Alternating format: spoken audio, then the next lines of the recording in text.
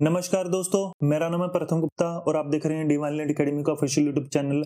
आज मैं आपको ज्योमेट्री की 6वीं क्लास पढ़ाऊंगा और आज का टॉपिक होगा सरकम सेंटर।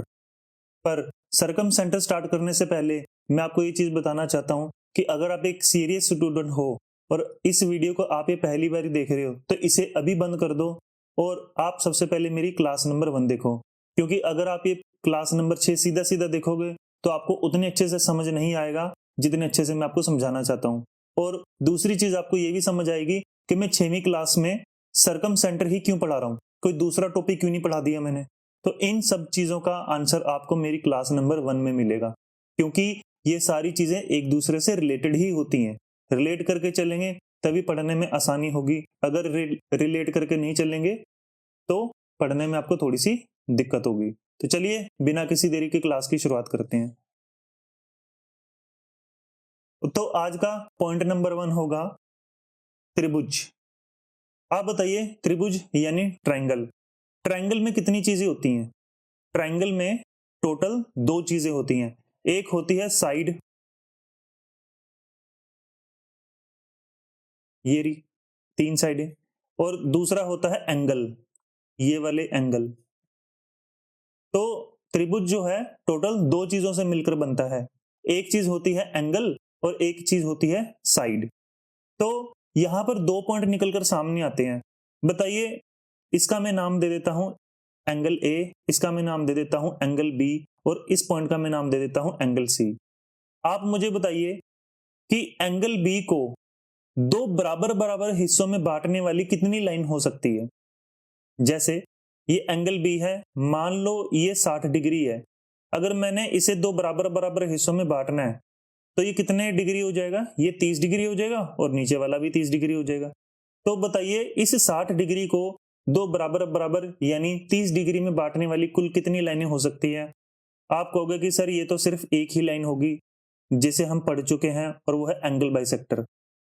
अगर आपको एंगल बाइसेक्टर नहीं पता तो मैं आपको फिर बोल रहा हूं, मेरी आप पिछली क्लासेस देखिए, उसमें मैंने बहुत अच्छे से एक्सप्लेन कर रहा है, तो जिससे आपको पता लगेगा कि एंगल बाइसेक्टर क्या होता है और उससे कौन सा पॉइंट निकलकर सामने आएगा। तो यहां पर आपको एक पॉइंट पता लग गया होगा कि एंगल को 2 बराबर बराबर हिस्सों में बांटने वाली सिर्फ और सिर्फ एक ही लाइन होती है जिसे हम एंगल बाइसेक्टर कहते हैं। ये एक चीज थी। दूसरी चीज ये है कि साइड को, त्रिभुज की किसी भी एक साइड, वैसे तो 3 साइड होती है, पर त्रिभुज की किसी भी एक साइड को 2 बराबर बराबर हिस्सों में बांटने वाली कुल कितनी लाइन होती है? यहां पर त्रिभुज की किसी भी एक साइड को 2 बराबर बराबर हिस्सों में बांटने वाली इनफाइनाइट लाइन हो सकती है, यानी अनंत लाइनें हो सकती है। कैसे? इस तरीके से भी हो सकती है, आप स्क्रीन पर देखिए जरा ध्यान से। इस तरीके से भी हो सकती है, यानी टेढ़ी मेढ़ी किसी भी तरीके से लाइन जा सकती है जो त्रिभुज की साइड को बराबर बराबर हिस्सों में बांटेगी। पर क्वेश्चन पेपर में इस तरीके का नहीं आता। क्वेश्चन पेपर में किस तरीके का आएगा? जो इन सब से रिलेट होगा। तो रिलेट करके कैसे चलेंगे? जब इस पे कोई मीडियन ऐसी खींचेंगे जो इस पर 90 डिग्री होगा, इसलिए यहां पर इसे हम साइड परपेंडिकुलर बाइसेक्टर में इंक्लूड करना पड़ेगा। Side perpendicular bisector. मैं आपको फिर बता रहा हूं, क्या बता रहा हूं मैं, कि साइड को 2 बराबर बराबर हिस्सों में बांटने वाली कितनी भी लाइनें हो सकती हैं। इसी वजह से हमें साइड परपेंडिकुलर बाइसेक्टर पढ़ना पड़ता है। तो चलिए अब हम आगे बढ़ते हैं। ये था सबसे पहले पॉइंट नंबर ए, जिसमें मैंने आपको क्या बताया? त्रिभुज में 2 चीजें होती हैं, एंगल और साइड। एंगल को 2 बराबर बराबर हिस्सों में बांटने वाली सिर्फ एक ही लाइन होगी, और साइड को 2 बराबर बराबर हिस्सों में बांटने वाली इनफाइनाइट लाइन होगी, यानी बहुत ही सारी लाइनें होंगी। इसी वजह से हमें यहाँ पर साइड परपेंडिकुलर बाइसेक्टर पढ़ना पड़ता है, जिसे हिंदी में भुजा लंब समद्विभाजक कहते हैं। तो चलिए पढ़ते हैं कि भुजा समलंब द्विभाजक क्या होता है। देखिए जरा क्या होता है।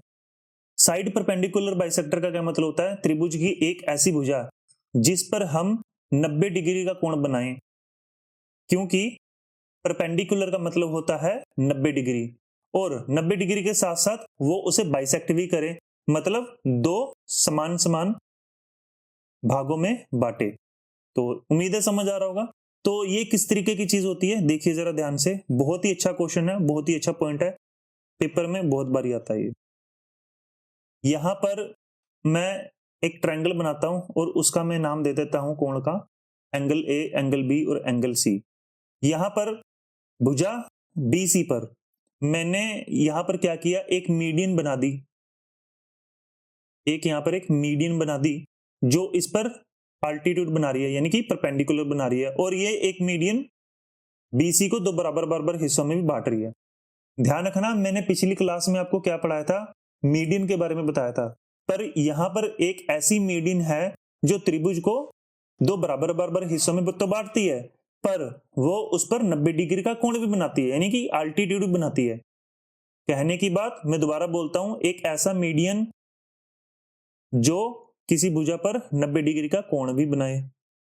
क्लियर? तो चलिए अब हम आगे करते हैं।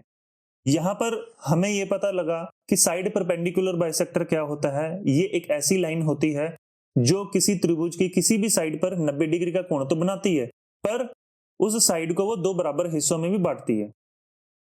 जैसे यहां पर मैं एक नाम दे देता हूं, यहां पर ए, एंगल बी, एंगल सी, और ये दे देता हूं डी। तो यहां पर मुझे पता लगा क्या, कि मैंने ये एक साइड परपेंडिकुलर बाइसेक्टर बनाया। यहां पर मैंने एक साइड परपेंडिकुलर बाइसेक्टर बनाया, तो यहां पर क्या होगा, BD इक्वल टू DC हो जाएगा, मतलब ये दो बराबर बराबर हिस्सों में बांटने वाली एक लाइन है। कौन सी लाइन? ये वाली, जिसे हम साइड परपेंडिकुलर बाइसेक्टर कहते हैं। इसके बारे में थोड़ा सा हम डिटेल में पढ़ेंगे आगे जाकर, पर क्या आपको ये चीजें समझ आई जो मैं समझाने की कोशिश कर रहा हूं? तो चलिए अब हम आगे बढ़ते हैं। इसके बाद पॉइंट नंबर 1 का तीसरा पॉइंट है पॉइंट नंबर C, कि सर्कम सेंटर क्या होता है। अभी मैंने आपको बताया कि सर्कम सेंटर पढ़ने से पहले क्या जरूरी होता है, सर्कम सेंटर पढ़ने से पहले साइड परपेंडिकुलर बाइसेक्टर पढ़ना जरूरी था, और साइड परपेंडिकुलर बाइसेक्टर से पहले हमें यह पता होना चाहिए कि हम साइड परपेंडिकुलर बाइसेक्टर ही क्यों पढ़ रहे हैं। क्लियर?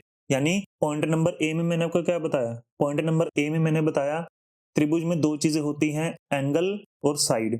मैंने आपको बताया एंगल को दो बराबर बराबर हिस्सों में बांटने वाली सिर्फ एक लाइन होती है, और साइड को दो बराबर बराबर हिस्सों में बांटने वाली बहुत सारी लाइनें होती हैं, अनंत लाइनें होती हैं। इसलिए हमें साइड परपेंडिकुलर बाइसेक्टर पढ़ना है, और साइड परपेंडिकुलर बाइसेक्टर को समझने के बाद ही हम सर्कम सेंटर पढ़ पाएंगे। यानी मैं इसे स्टेप बाय स्टेप बनाने की कोशिश कर रहा हूं, और ये जितने भी नोट्स हैं वो मैंने स्टेप बाय स्टेप लिखे हुए हैं।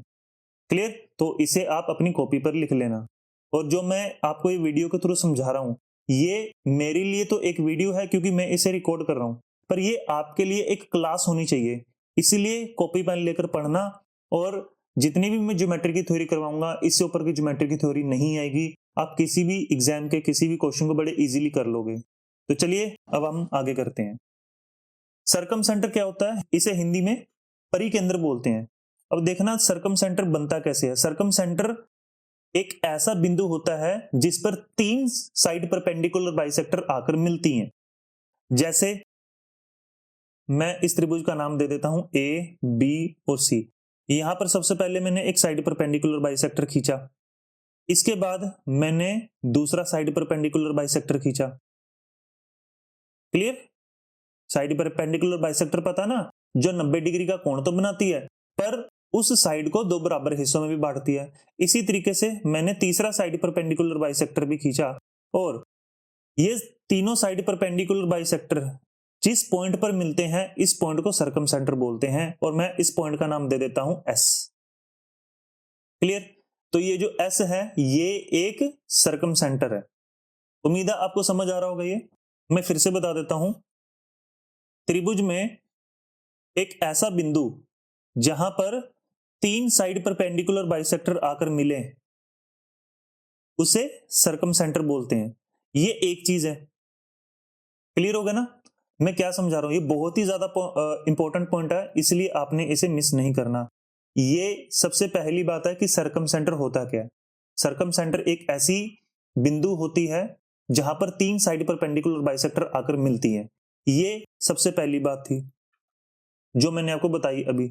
दूसरी बात यह है कि साइड परपेंडिकुलर बाइसेक्टर से बनने वाला जो सर्कम सेंटर है, ये वाला पॉइंट, ये त्रिभुज की तीनों वर्टिसेस से बराबर बराबर दूरी पर होगा। जैसे ये वाला त्रिभुज है, इसमें सर्कम सेंटर सी से उतनी ही दूरी पर है जितना ये बी से है और जितना ये ए से है। मुझे पता है कि आपको ये कम समझ आ रहा है, पर समझने की कोशिश करना मैं क्या बता रहा हूं। मैंने सबसे पहले बताया आपको कि सर्कम सेंटर होता क्या है। दूसरा मैंने आपको बताया कि सर्कम सेंटर त्रिभुज के तीनों वर्टिसेस से, तीनों कोनों से बराबर बराबर दूरी पर होगा। क्लियर? ये तीनों वर्टिसेस से बराबर बराबर दूरी पर होगा, इक्वल डिस्टेंस पर होगा। तीसरी चीज, क्योंकि ये पॉइंट त्रिभुज के तीनों वर्टिसेस से इक्वल डिस्टेंस पर है, इसलिए सर्कम सेंटर से हम एक ऐसा वृत्त खींच सकते हैं, एक ऐसा सर्कल खींच सकते हैं जो त्रिभुज की तीनों वर्टिसेस को टच करेगा, इस तरीके से। उम्मीद है आपको ये समझ आ रहा होगा। ये बहुत ही ज्यादा इंपॉर्टेंट पॉइंट है। और यहां पर एक चीज आप फिर से देखिए, मैंने क्या बताया था, सर्कम सेंटर त्रिभुज के तीनों वर्टिसेस से बराबर दूरी पर होगा, इसलिए ये सर्कम सेंटर त्रिभुज का केंद्र बिंदु भी बन जाता है, यानी कि सेंटर पॉइंट भी बन जाता है। इसलिए सर्कम सेंटर से ए तक की दूरी क्या हो जाएगी, रेडियस, यानी कि एस से ए तक की दूरी क्या हो जाएगी, रेडियस। यहां पर एस से बी तक की दूरी क्या हो जाएगी, रेडियस। इसी तरीके से एस से सी तक की दूरी क्या हो जाएगी, रेडियस, यानी कि ये रेडियस बन जाएगा, इसलिए तीनों की दूरी समान रहेगी। उम्मीद है आपको समझ आ रहा होगा ये कि मैं क्या समझाने की कोशिश कर रहा हूं। मैं फिर बता देता हूं आपको कि ये बहुत ही ज्यादा इंपॉर्टेंट पॉइंट है, ये आगे जरूर आएगा और आप जब क्वेश्चन करोगे तो उसमें भी ये चीज बहुत ही ज्यादा पूछी जाती है। मैं फिर बताता हूं आपको, जरा ध्यान से देखिए मैंने क्या बताया। मैंने सबसे पहले बताया कि सर्कम सेंटर क्या होता है। सर्कम सेंटर क्या होता है, ये एक ऐसा बिंदु होता है जहां पर तीनों साइड परपेंडिकुलर बाइसेक्टर आकर मिलती हैं। ये देखिए मैं आपको बनाकर दिखाता हूं, ये बहुत ही ज्यादा इंपॉर्टेंट पॉइंट है। ये साइड परपेंडिकुलर बाइसेक्टर, ये दूसरा साइड परपेंडिकुलर बाइसेक्टर ये वाला, और तीसरा साइड परपेंडिकुलर बाइसेक्टर ये वाला। क्लियर है? इसके बाद मैंने दूसरी चीज क्या बताई आपको, दूसरी चीज ये बताई कि सर्कम सेंटर, ये केंद्र बिंदु तीनों वर्टिसेस से बराबर बराबर दूरी पर होगा, यानी कि ये बराबर दूरी पर है, ये वाला भी बराबर दूरी पर है और ये वाला भी उतनी ही दूरी पर है जितना वो ए से था, इसलिए ये एक रेडियस बन जाएगा। क्यों रेडियस बन जाएगा? क्योंकि सर्कम सेंटर से हम एक ऐसा सर्कल खींच सकते हैं जो उसकी तीनों त्रिभुज की तीनों वर्टिसेस को टच करेगा, इस तरीके से। क्लियर होगा ना मैं क्या समझाने की कोशिश कर रहा हूं आपको? और ये क्यों ऐसा बराबर होगा और ये क्यों रेडियस ऐसा होगा, ये मैं आपको अभी बताता हूं। देखिए जरा कैसे मैं बताऊंगा। ये देखिए जरा, मैं एक डायग्राम बनाकर दिखाता हूं, आपको ये पता लगेगा कि मैं क्या समझाने की कोशिश कर रहा हूं। मैं आपको ये समझाने की कोशिश कर रहा हूं कि ये एस से सी तक की दूरी रेडियस होगी और एस से बी तक की दूरी रेडियस होगी और एस से ए तक की दूरी रेडियस होगी, पर क्यों होगी जरा देखिए ध्यान से।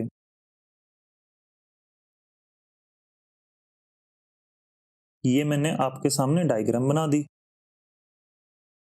ये साइड परपेंडिकुलर बाइसेक्टर, ये भी साइड परपेंडिकुलर बाइसेक्टर, ये भी साइड परपेंडिकुलर बाइसेक्टर। अब यहां पर देखिए जरा, काफी इंपॉर्टेंट पॉइंट है ये मैं नाम दे देता हूं ए, ये मैं नाम दे देता हूं बी, ये नाम दे देता हूं सी, ताकि आपको ये अच्छे से समझ आ जाए। और इसके नाम है डी, ई और एफ। अब यहां पर आप देखिए जरा, मैं बात कर रहा हूं ट्राइंगल बी एस डी की और ट्राइंगल सी डी एस की, यानी ये वाले ट्राइंगल की और ये वाले ट्राइंगल की। अब यहां पर आप ध्यान से देखिए, इस वाले ट्राइंगल में बी डी उतना ही है जितना डीसी है। क्यों है? क्योंकि ये एक मीडियन है। मैंने आपको बताया था ना कि साइड परपेंडिकुलर बाइसेक्टर एक ऐसी मीडियन होती है जो त्रिभुज की भुजा पर 90 डिग्री का कोण बनाती है, इसलिए ये एक मीडियन है। दूसरी चीज, यहां पर एंगल सेम है। कौन सा एंगल सेम है? ये वाला, ये भी 90 डिग्री है तो ऑब्वियसली ये वाला भी 90 डिग्री होगा, तो एंगल तो सेम है यहाँ पर। तो मैं लिख देता हूं आपके लिए एस डी बी एंगल उतना ही है जितना एस डी सी है, और ये कितना है? 90 डिग्री। इसके बाद तीसरी चीज कौन सी है?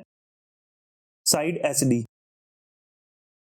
एस डी ये क्या चीज है? ये एक कॉमन साइड है, दोनों त्रिभुजों में कॉमन साइड है, तो इसलिए ये एस ए एस यानी साइड एंगल साइड से ये एक कॉन्ग्रुएंट हो गया, ये कॉन्ग्रुएंट होगा। ये कॉन्ग्रुएंट का साइन है।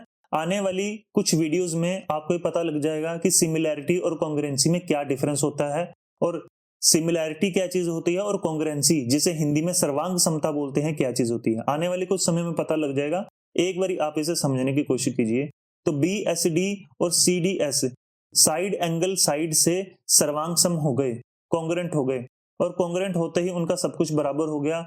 इस वजह से यहां पर बी एस उतना ही हो गया जितना एस सी है।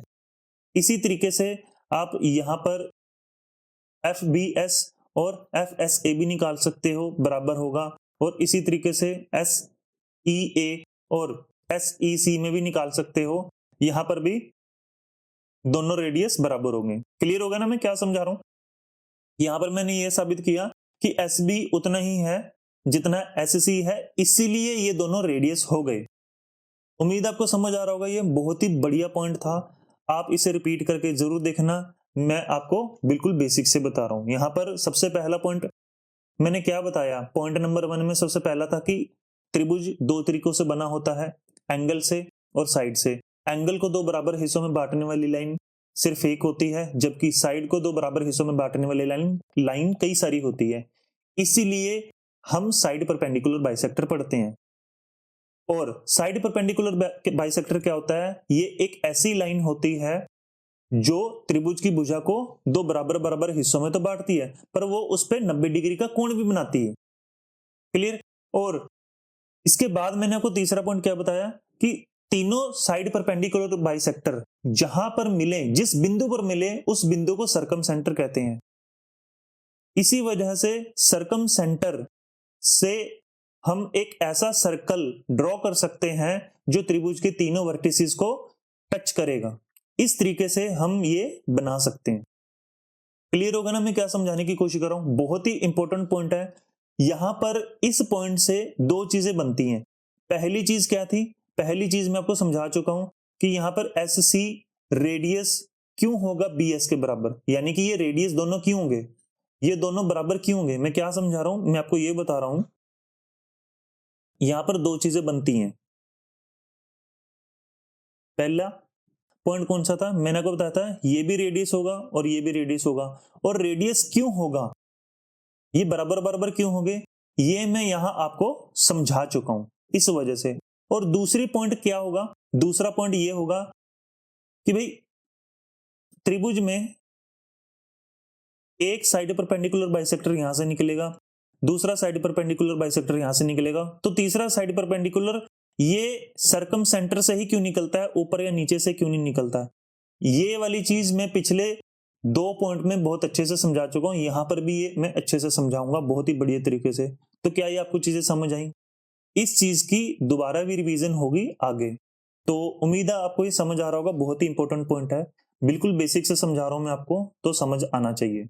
चलिए अब हम आगे करते हैं।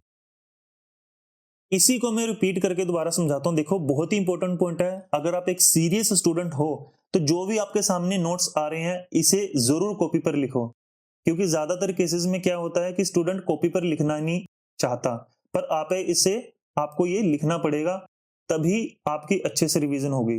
क्योंकि मैं चाहता हूं कि आप इस वीडियो के थ्रू आप अच्छे से कॉन्सेप्ट समझो, कॉपी पर लिखो, और अगली बारी आपको ये वीडियो देखने की जरूरत ना पड़े, आप सीधा नोट्स में से रिवीजन कर लो और खत्म। इसके अलावा कुछ एक्स्ट्रा एफर्ट लगाने की जरूरत नहीं है। तो इसलिए कॉपी पे जरूर लिखो, ये आपके लिए ही मैंने लिखा है, नहीं तो मुझे ये लिखने की बिल्कुल भी जरूरत नहीं है। आपको ये जरूर लिखना चाहिए कॉपी पे। जिस तरीके से मैं पॉइंट्स बना रहा हूँ, थ्योरी बना रहा हूँ, आप एक अलग कॉपी पे सारा कुछ बनाकर देखना, बहुत बढ़िया तरीके से नोट्स बन जाएंगे, और आप उसको रिवीजन करोगे तो बहुत बढ़िया तरीके से आपकी रिवीजन हो जाएगी। चलिए इसको हम पढ़ते हैं। Some important point about circumcentre, ये वही पॉइंट है जो मैं आपको समझा चुका हूं। पहला क्या पॉइंट लिखा हुआ मैंने, हम परिकेंद्र यानी सर्कम सेंटर को केंद्र मानकर एक ऐसा वृत्त बना सकते हैं जो इसकी तीनों वर्टिसेस को छू सकता है, टच कर सकता है। देखिए किस तरीके से मैंने आपके सामने एक ट्रायंगल बनाया, यहां पर एक साइड परपेंडिकुलर बाइसेक्टर यहां खींचा, दूसरा साइड परपेंडिकुलर बाइसेक्टर ये ऐसे खींचा और तीसरा साइड परपेंडिकुलर बाइसेक्टर ऐसे खींचा, यानी कि हमने इस तरीके से बना दिया। अब ये क्या लिखा हुआ था, केंद्र मानकर एक ऐसा सर्कल ड्रॉ कर सकते हैं जो उसको तीनों वर्टिसेस को टच करेगा, और ये बिल्कुल टच करेगा। क्यों टच करेगा ये मैंने आपको थोड़ी देर पहले समझा दिया था, इस तरीके से टच करेगा।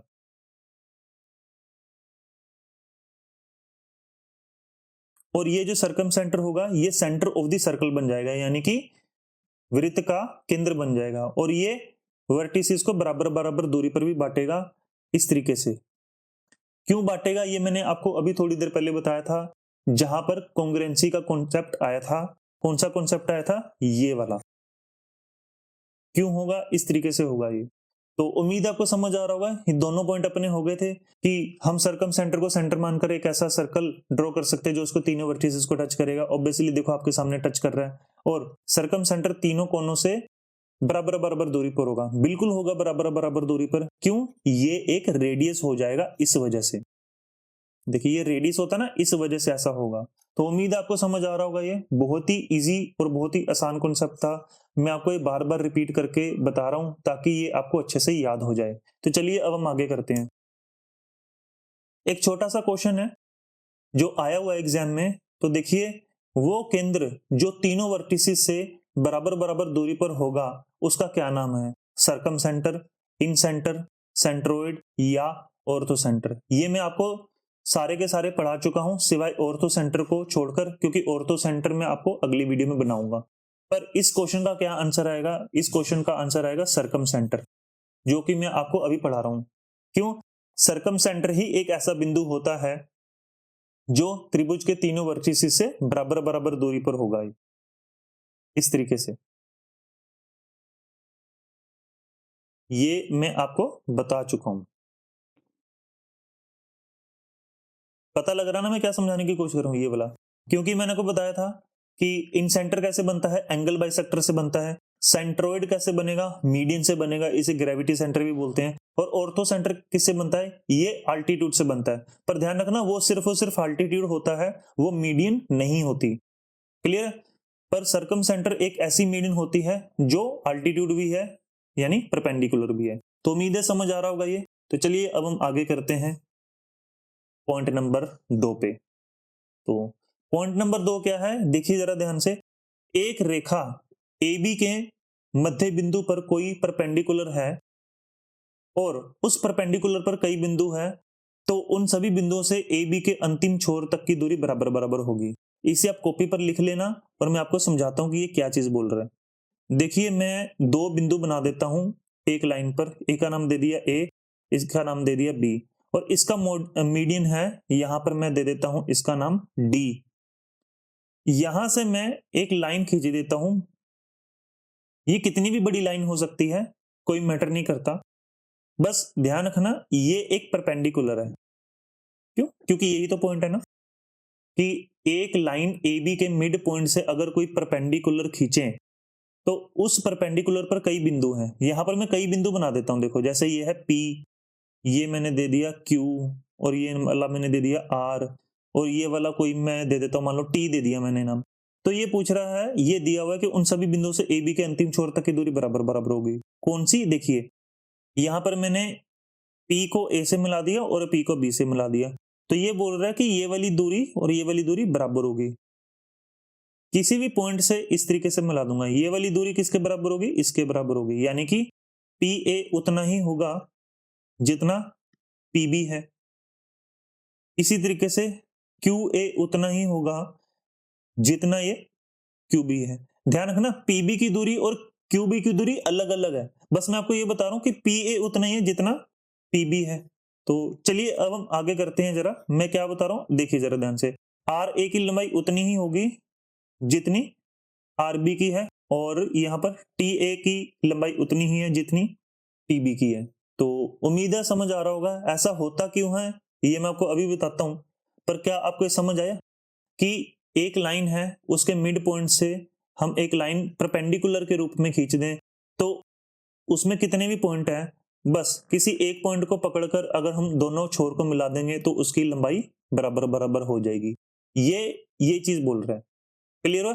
तो मैं आपको बताता हूं कि ये आता कैसे है और ये बराबर बराबर होती कौन सी है, क्यों होती है। यानी मैं क्या बता रहा हूं कि ये चीज बराबर बराबर क्यों होगी, पी ए पी बी के बराबर क्यों होगा, ये मैं आपको अब बताता हूं। देखो ध्यान से, काफी अच्छा और इजी पॉइंट है, इतना मुश्किल ये बिल्कुल भी नहीं है।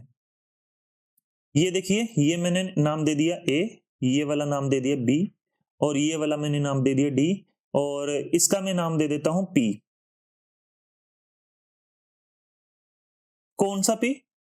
ये वाला। ठीक है, सिर्फ इसको ले लेते हैं, बाकी तो आपको पता ही है कैसे है। अब यहां पर देखिए जरा मैं क्या समझा रहा हूं, ये एक परपेंडिकुलर था और ये एक मीडियन भी है।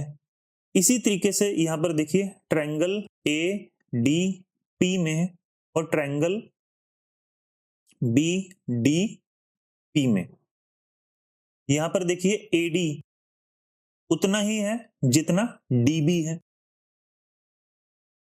क्यों है ये? क्योंकि भाई ये एक मिड पॉइंट है, यहां पर लिखा हुआ है ये मिड पॉइंट पर मिलाने वाली लाइन है। देखो मैं ये अपने मन से नहीं बना रहा हूं, ये एक मिड पॉइंट है। क्लियर? दूसरी चीज क्या थी, ये एंगल उतना ही है जितना ये है। क्यों? ये भी 90 डिग्री है और ये वाला भी 90 डिग्री है। आपको दिख रहा होगा ये बड़े आराम से, क्योंकि ये लिखा हुआ था ये परपेंडिकुलर है। उतना ही है जितना बी डी पी है। क्लियर? इसके बाद तीसरी चीज क्या है, यहां पर लाइन देखो पीडी,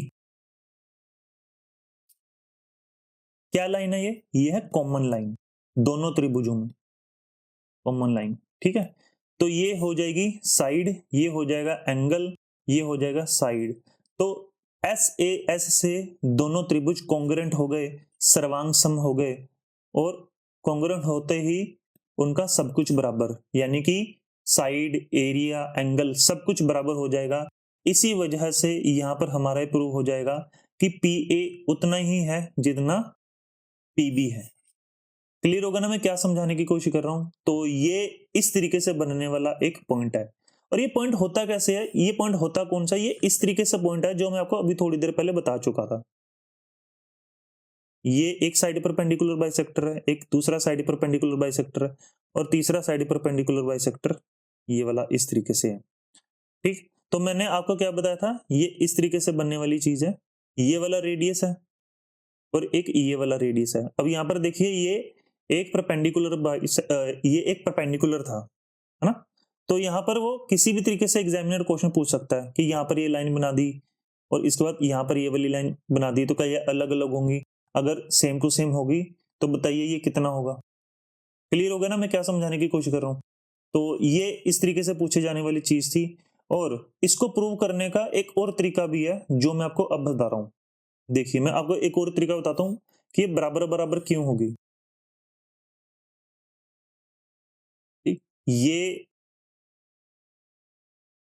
मैं वही साइड बना देता हूं ए, ये है बी और ये है डी, और ये एक परपेंडिकुलर है। मान लो इस जो लाइन है ए बी, ये है टोटल 2x। ठीक है, माननी ही है कुछ भी मान लो, तो ये एक मीडियन है, इस वजह से बताइए एडी कितनी हो जाएगी, ये x हो जाएगी और ये वाली भी x हो जाएगी। इसके बाद ये जो मैंने अल्टीट्यूड बनाया यानी परपेंडिकुलर बनाया, इसकी मैं लंबाई मान लेता हूं y, इसकी मैंने लंबाई क्या मान ली, y। तो आप मुझे बताइए जरा, ये ट्रायंगल ए डी पी, क्या आपको राइट एंगल ट्रायंगल नहीं नजर आ रहा है? क्या एक समकोण त्रिभुज नहीं है जिसमें ये लंबाई है x और ये वाली लंबाई है y? तो बताइए ये कितना हो जाएगा, तो बताइए ये कितना हो जाएगा? तो ये हो जाएगा x का स्क्वायर प्लस y का स्क्वायर, और ये रूट में। आपको ये पता होना चाहिए ये राइट एंगल ट्रायंगल में हाइपोटेनस का फॉर्मूला कैसे निकालते हैं, परपेंडिकुलर का स्क्वायर प्लस बेस का स्क्वायर इक्वल टू हाइपोटेनस का स्क्वायर। क्लियर? तो ये कितना हो जाएगा, परपेंडिकुलर कितना है यहाँ पर y, हाइपोटेनस कितना है यहाँ पर, सॉरी बेस कितना है यहाँ पर x का स्क्वायर, और हाइपोटेनस कितना है यहाँ पर निकालना पड़ेगा। तो ये हाइपोटेनस स्क्वायर उधर जाके रूट हो जाएगा, तो ये कितना हो जाएगा x का स्क्वायर प्लस y का स्क्वायर। इसी तरीके से यहाँ पर भी यही है, ये x है ये y है, तो ये pb कितना हो जाएगा, ये हो जाएगा x का स्क्वायर प्लस y का स्क्वायर, ये हो जाएगा स्क्वायर रूट में। तो उम्मीद है आपको समझ आ रहा होगा, यहाँ पर pa उतना ही हो गया जितना pb था, और ये कितना हो जाएगा x का स्क्वायर प्लस y का स्क्वायर, और ये स्क्वायर रूट में यानी होल रूट में। तो उम्मीद है आपको समझ आ रहा होगा ये। तो चलिए अब हम आगे करते हैं, ये आता कैसे है ये मैंने आपको अभी बताया। तो पॉइंट नंबर 3 की शुरुआत करते हैं। तो क्या आपको पॉइंट नंबर 1 और पॉइंट नंबर 2 समझ आ गए? और अगर आपको अच्छे से समझ नहीं आए तो इसे दोबारा देखना, क्योंकि पॉइंट नंबर 3 थोड़ा सा अच्छा लेवल का क्वेश्चन आ जाएगा आगे। तो चलिए हम करते हैं। ये क्या चीज है, सर्कम सेंटर में तीसरा अल्टीट्यूड भी सर्कम सेंटर पर ही क्यों मिलता है, इसका आंसर अपने को चाहिए। पर मैं आपको पहले बता चुका था, क्या बता चुका था अभी थोड़ी देर पहले, मैं आपको ये बता चुका था कि साइड परपेंडिकुलर बाइसेक्टर से सर्कम सेंटर बनता है, और सर्कम सेंटर में टोटल 2 पॉइंट बनते हैं। पहला कि ये रेडियस ही क्यों होता है, ये मैंने आपको बताया थोड़ी देर पहले, रेडियस ही क्यों होता है। दूसरा कि ये हमेशा यही सर्कम सेंटर से ही क्यों गुजरती है, यानी कि जो तीसरी साइड परपेंडिकुलर बाइसेक्टर है वो यहां से ही क्यों गुजरेगी, ये मैं आपको बताने की कोशिश करूंगा, ये आपको प्रूव करने की कोशिश करूंगा। मैं फिर बोलता हूं मैं क्या समझा रहा हूं, मैं आपको ये बता रहा हूं कि ये सबसे पहली साइड परपेंडिकुलर बाइसेक्टर है, ये दूसरी साइड परपेंडिकुलर बाइसेक्टर है, और तीसरी साइड परपेंडिकुलर बाइसेक्टर यहीं से क्यों गुजरती है, ये मैं आपको बताने की कोशिश करूंगा। तो उम्मीद है आपको समझ आ रहा होगा कि ये तीसरा पॉइंट कैसे है। तो चलिए अब हम करते हैं आगे। देखिए जरा ध्यान से मैं क्या समझा रहा हूं। एक ट्रायंगल बनाता हूं मैं, काफी आसान है, इतना कोई मुश्किल नहीं है, थोड़ा सा समझने की कोशिश करना। ये एक साइड परपेंडिकुलर बाइसेक्टर है जो वर्टिसिस ए से जाकर मिल रहा है। इसके बाद दूसरा साइड परपेंडिकुलर बाइसेक्टर है जो एसी पर बना हुआ है। अब यहां से मैं क्या था, वर्टिसिस सी से, ये सीधी रेखा है, यहां से मैं एक मीडियन खींचूंगा, ये एक सीधी रेखा है, ध्यान से रखना, ठीक है, ये एक सीधी रेखा है। तो ये जो है ना, मैंने सी से क्या बनाया, इसका मैं नाम दे देता हूं डी ई और एफ। यहां पर मैंने क्या बताया, सी एफ एक मीडियन है, मीडियन तो है, मतलब ये दो बराबर हिस्सों में बांटेगा, ये मीडियन तो है। पर जब मैंने आपको ये प्रूव कर दिया कि भाई ये मीडियन होने के साथ साथ ये 90 डिग्री का कोण भी बनाती है, ये 90 डिग्री का कोण भी बनाएगी, तो ये अपने प्रूव हो जाएगा कि तीसरी साइड परपेंडिकुलर बाइसेक्टर भी इसी सर्कम सेंटर से होकर ही गुजरेगी। क्या मेरी बात समझ आ रही है? यहां से मैंने एक सिर्फ और सिर्फ मीडियन खींची, और मीडियन तो है, पर ये 90 डिग्री होगी या नहीं होगी, इस चीज का मैं आपको प्रूव करके बताऊंगा कि होगी तो क्यों होगी। क्लियर? तो देखिए जरा कैसे मैं बता रहा हूं, ये सिर्फ एक मीडियन है जो मैं आपको बता रहा हूं इस तरीके से। देखिए थोड़ा सा मैं रफ कर देता हूं ताकि आपको समझ आ जाए। क्लियर हो ना? यहां पर मैं क्या बता रहा हूं, एस एफ एक मीडियन है जो सी एफ से होकर गुजर रही है, क्योंकि सी एफ मीडियन है। देखो यहां पर ट्रायंगल ए एफ एस में और ट्रायंगल बी एफ एस में, कौन सा ट्रायंगल, एक ये वाला और एक ये वाला। यहां पर ए एफ उतना ही है जितना एफ बी है, ए एफ उतना ही है जितना एफ बी है। और ये बराबर क्यों है, बराबर ये इस वजह से है क्योंकि ये जो पॉइंट है एफ, ये एक मीडियन है, मध्य बिंदु। क्लियर? ये मीडियन है इस वजह से। दूसरी चीज मैं आपको क्या बता रहा हूं, यहां पर ये एस एफ जो लाइन है ये एक कॉमन लाइन है। इसके बाद यहां पर एस बी उतनी ही है जितनी एस ए है। बताइए क्यों होगा, बताइए, एस ए उतना ही है जितना एस बी है। क्यों होगा? क्योंकि भाई ये रेडियस है तो ये वाला भी रेडियस है, ये रेडियस है तो दूसरे वाला भी रेडियस है। क्योंकि मैंने बताया था कि सर्कम सेंटर से क्या होता है, सर्कम सेंटर को सेंटर मानकर एक ऐसा सर्कल ड्रॉ कर सकते हैं जो उसके तीनों वर्टिसेस को टच करेगा इस तरीके से। तो ये भी रेडियस है, ये भी रेडियस है, तो एस एस एस से दोनों के दोनों त्रिभुज कॉन्ग्रुएंट हो गए, सर्वांग सम हो गए, और सर्वांग सम होते ही अपने को ये भी प्रूव हो गया कि ये वाला जो कोण होगा ये 90 डिग्री होगा। तो यहां से ये प्रूव हो गया कि ये मीडियन तो है प्लस अल्टीट्यूड भी है, इस वजह से ये साइड परपेंडिकुलर बाइसेक्टर हो गया। तो उम्मीद है आपको ये समझ आ रहा होगा कि ये जो दो त्रिभुज थे दोनों की तीनों भुजाएं समान थी, इसी वजह से ये सर्वांग सम हो गए, और सर्वांग सम होते ही अपने को ये प्रूव हो गया कि ये यहीं से यानी सर्कम सेंटर से होकर ही गुजरेगी। तो उम्मीद है अपने को समझ आ रहा होगा कि सर्वांग सम होते प्रूव हो गया कि ये 90 डिग्री का कोण बनाएगी। तो चलिए अब हम आगे करते हैं। अब है अगले वाला पॉइंट नंबर 4। तो उम्मीद है कि आपको पिछले 3 पॉइंट समझ आ गए होंगे। तो चलिए अब हम करते हैं ये पॉइंट नंबर 4। पॉइंट नंबर 4 बहुत ही बढ़िया पॉइंट है। देखिए जरा, ये मैंने आपके लिए ग्राफिक्स के रूप में बनाया है, ग्राफ के रूप में बनाया है। तो जल्दी से समझना क्या है, एंगल BSC कितना होगा, ट्वाइस ऑफ एंगल A, यानी कि एंगल A देखिए कौन सा, ये वाला।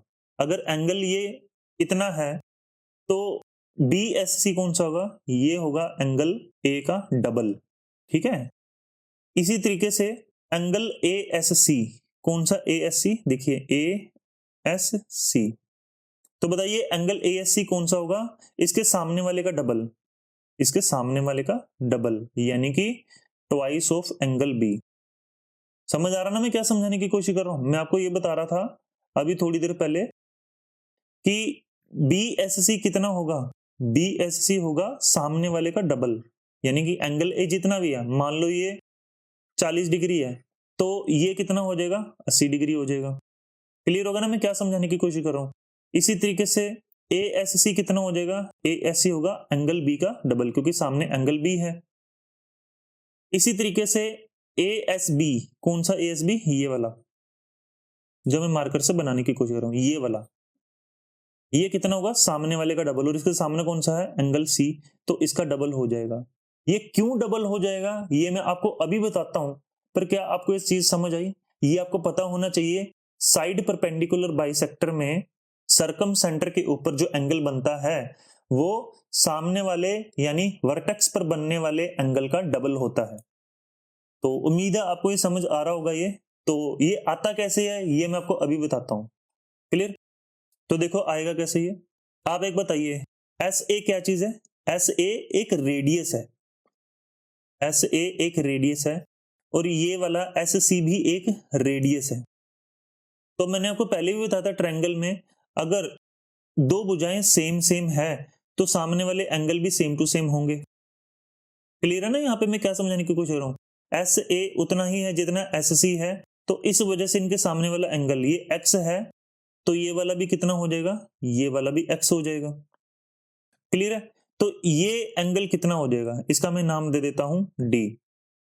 तो बताइए एंगल DSC कितना हो जाएगा, ये हो जाएगा ट्वाइस ऑफ एंगल X।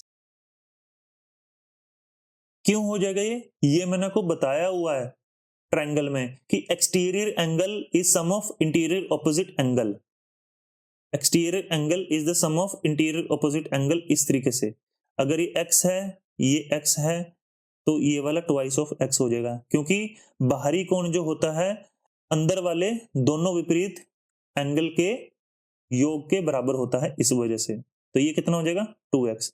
इसी तरीके से दूसरे वाली साइड अगर ये SA है यानी रेडियस है, तो यहां पर SB भी तो रेडियस हुआ।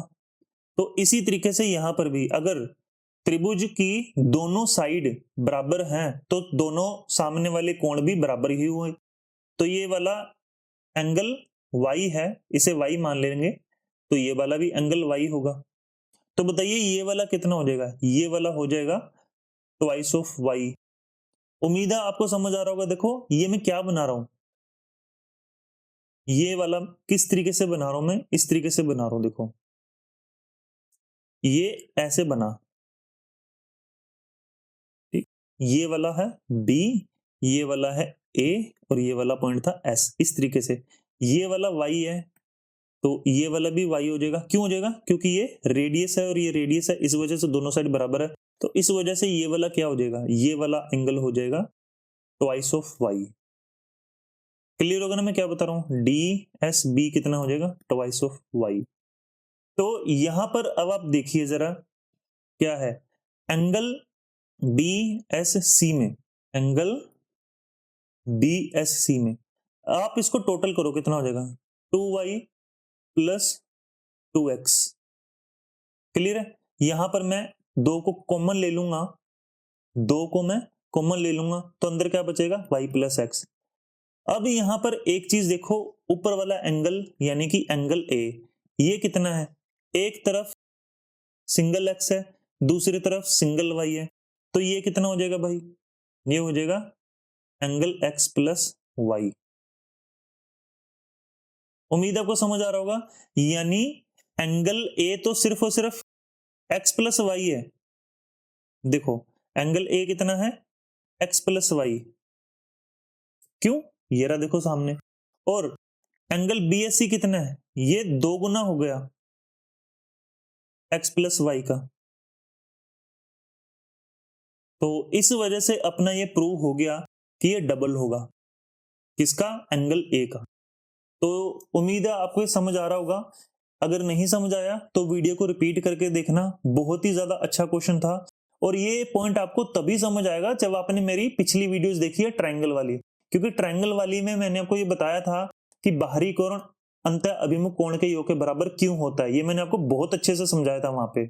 यहाँ पर ये वाला पॉइंट लगा, और दूसरे वाला आइसोसेलेस ट्रायंगल वाला पॉइंट लगा था कि अगर दो साइडें बराबर हैं तो सामने वाली कोण भी बराबर हो गए। यहां पर दो पॉइंट लगे हैं इस वजह से, और ये मैं आपको समझा चुका हूं बहुत अच्छे तरीके से ट्रायंगल की वीडियो में। इसलिए मैंने कहा था कि आप सरकम सेंटर पढ़ने से पहले पिछली वीडियोस को दोबारा देख लेना ताकि आपको अच्छे से समझ आए। अगर नहीं समझ आया तो वीडियो को दोबारा देखना और मेरी लास्ट वीडियोस को आप अच्छे से समझो और रिवीजन करो अगर आपने वीडियो देख ली है वो। तो चलिए अब हम आगे करते हैं। अगले वाला है पॉइंट नंबर 5। तो उम्मीद है पॉइंट नंबर 4 आपको समझ आ गए होंगे। तो पॉइंट नंबर 5 क्या है? देखो बड़े ध्यान से देखना, काफी अच्छा पॉइंट है। Area of triangle when two sides and angle between them is given. त्रिभुज का क्षेत्रफल ज्ञात करें जब दो भुजा और बीच का कोण दिया जाए। मैंने आपको ये बताया था कि त्रिभुज का क्षेत्रफल कैसे निकालते हैं। जब अपने को हाइट दी जाती है, हाइट कौन सी थी? जो 90 डिग्री का कोण बनाए, और जब बेस दिया जाएगा तब तो अपने को पता है कि एरिया कैसे निकालते हैं। एरिया निकालना बड़ा आसान है, 1/2 गुना बेस इंटू हाइट, ये निकाल देंगे। या फिर एरिया निकालने का तरीका हीरोस फॉर्मूला है जो आपको मैं आगे बताऊंगा, ठीक है, हीरोस फॉर्मूला। पर यहां पर सवाल ये है कि जब त्रिभुज का क्षेत्रफल कैसे निकालें? जब अपने को दो साइड और बीच का कोण दिया जाए, यानी कि ये बीच का कोण है थीटा, और ये आप एक बारी साइड ले लेते हैं, ये बी और ये सी। बी के सामने वाली साइड बी स्मॉल बी, सी के सामने वाली साइड स्मॉल सी, और ए के सामने वाली साइड स्मॉल ए। तो यहां पर क्या था? त्रिभुज का क्षेत्रफल बताइए जब दो भुजा और बीच का कोण दिए जाए। मतलब सी लेंथ दी हुई है, बी लेंथ दी हुई है, और ए लेंथ यहां पर नहीं दी। तो यहां पर एरिया कैसे निकाल लेंगे? देखिए 1/2 गुना जो साइड दी जा रही है वो गुना बीच वाला कोण, और ये कैसे लगता है? ये साइन थीटा से लगता है। क्लियर है ना मैं क्या समझा रहा हूं? मैं आपको दोबारा बताता हूं, मुझे लग रहा है कि आपको ये समझ नहीं आ रहा है ये, तो एक बार दोबारा से देखो जरा कैसे होगा ये वाला। देखिए त्रिभुज का क्षेत्रफल जब दो भुजा और बीच का कोण दिए जाए तो कैसे निकाल लेंगे। देखो मैं आपको फिर बता देता हूं कैसे है ये है ए, ये है बी, ये है सी, इसके सामने वाली साइड बी और इसके सामने वाली साइड स्मॉल सी, और बीच वाला कोण दिया हुआ थीटा। तो ये एरिया कैसे निकाल लेंगे मेरे भाई? एरिया निकालेंगे 1/2 गुना जो साइड दी जा रही है वो उसका गुना, और जो एंगल दिया जा रहा है वो। ठीक है ना मैं क्या समझाने की कोशिश कर रहा हूं? मैं एक बार दोबारा से बता देता हूं क्योंकि काफी अच्छा पॉइंट है ये वाला। जैसे मान लो एक और त्रिभुज में बता दिया ए बी और सी, तो एक ये वाली साइड दी जा रही है और एक ये वाली साइड दी जा रही है, और बीच वाला कोई भी एंगल दिया जा रहा है, मान लो एंगल दिया जा रहा है अल्फा। तो इसका एरिया कैसे निकाल लेंगे बताइए? इस त्रिभुज का एरिया कैसे निकालेंगे? 1/2 जो साइड दी जा रही है वो, और बीच का कोण यानी कि साइन अल्फा। अल्फा अल्फा यहां पर एंगल है, यानी 20 degree, 30 degree, 25 degree, 60 degree, 90 degree. तो उम्मीद आपको समझ आ रहा होगा ये। तो चलिए अब हम आगे करते हैं। अगला है पॉइंट नंबर 6। तो ये है साइन का रूल। ये बहुत ही ज्यादा इंपॉर्टेंट है। साइन का रूल मैं आपको अब बताऊंगा कि आता कैसे है, पर साइन का रूल देखो क्या होगा। एंगल ए के सामने वाली साइड स्मॉल ए, एंगल बी के सामने वाली साइड स्मॉल बी, और एंगल सी के सामने वाली साइड स्मॉल सी। यहां पर क्या होगा, कोई भी साइड देकर, कोई भी एंगल देकर रेडियस पूछ लेगा, या फिर रेडियस देकर साइड देकर एंगल पूछ लेगा। क्लियर? जैसे देखिए यहां पर साइड दे दी ए, इसके सामने वाला एंगल कौन सा है, sine A, equal to twice of R. ये आता कैसे है ये मैं अभी आपको बताता हूं। जैसे एंगल बी है ना, यानी साइन बी, और इसके सामने वाली साइड कौन सी है, ये वाली side B, equal to twice of R. इस तरीके से। तो उम्मीद आपको समझ आ रहा होगा। और सी वाला भी यही है भाई, कि ऊपर क्या लिखेंगे नोमिनेटर में, साइड सी यानी ये वाली साइड, बटा में क्या लिखेंगे एंगल, वो भी साइन में आएगा ये, equal to twice of R.